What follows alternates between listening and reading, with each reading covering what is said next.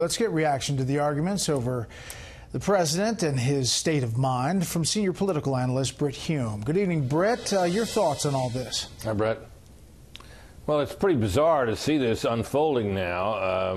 After all, if you look at Donald Trump's behavior going back decades, the one thing about it is that it's consistent. One might argue stable. He's always acted the way he acts now. He's always been thin-skinned. He's always been remarkably childlike in his reactions to things, and that's playing out in his presidency. And you can make a case, Brett, if you were a Trump critic, that he is temperamentally unsuited to the job, but temperamentally unsuited is not the same as mentally unfit, and it certainly isn't the same as mentally unstable.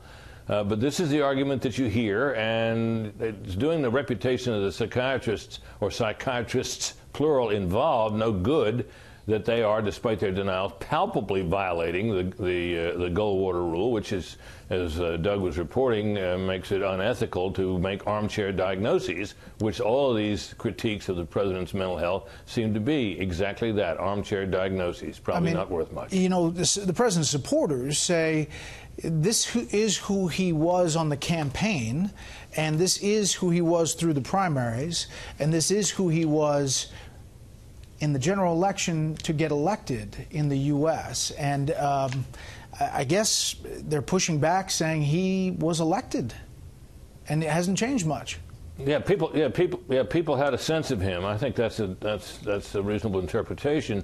And if you look at what's happening here, I mean, in his career, if he were mentally unstable, unfit, he could not, despite all of his flamboyance, despite all of his boastfulness, despite all of this stuff that we all see in him day by day, he could not have built the business that he built and had the career that he had. Nor could could one imagine that he could have pulled off this astonishing feat of getting himself elected president of the United States.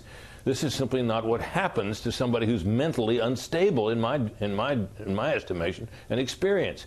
So, you know, you can look at him and say, well, his behavior is unorthodox. It certainly is. They say it violates norms. It certainly does. But this is who he is.